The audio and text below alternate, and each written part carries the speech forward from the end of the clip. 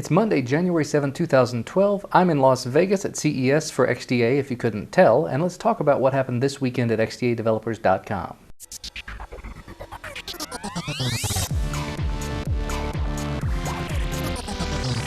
First up is an update to a story that we talked about last week. Entropy Seed Generator, as it turns out, was primarily a placebo. Lots of people saying that they were having excellent results, lots of people saying that it just completely turned their device around and nobody really showing any results. And then some Google engineers stepped in over at the Google code site and said, by the way, dev-random and dev-urandom, they're not really used for anything that you're going to be touching, so that's not your problem. CyanogenMod developer RC also stepped in and said, it's not what's causing it. That's not what's causing your lag. One way or another, it doesn't appear like it's going to really hurt anything. It's not a huge security issue, but it is a security issue. So if you have tried it, it's probably best to go ahead and disable it. Go back to the way you were before.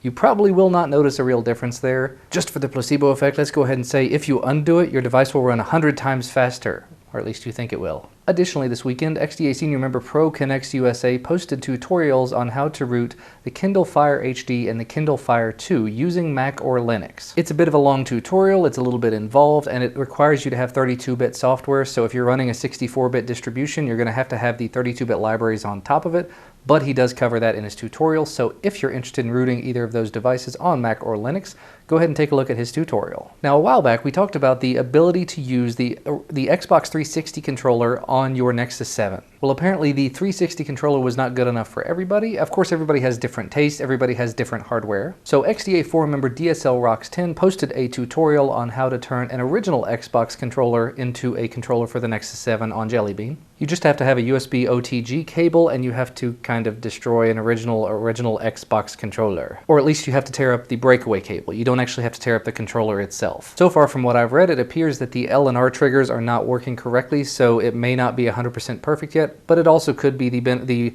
downfall of having a controller that's old that may not be working 100%. So if you have a controller that you know to be working fully, you may try this out on your own, and then your controller may probably not work afterward.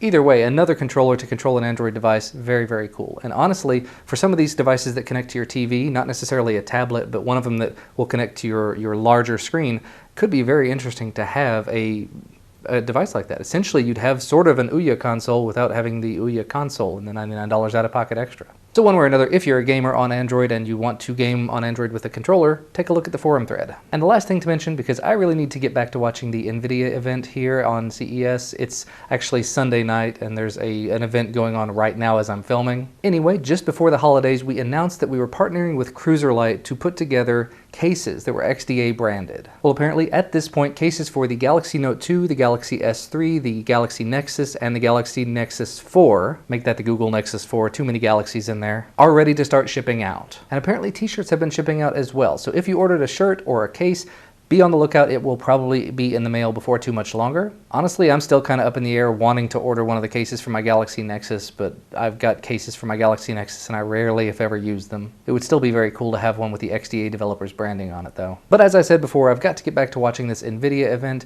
Do expect more content to be coming from CES. We're going to have some interviews and some other fun recap stuff. But that's all the news I've got for you today. As always, make sure to hit the like button down below if you like this video and subscribe to receive more of our content when it becomes available and see the beautiful lights of Vegas behind me whenever they're behind me.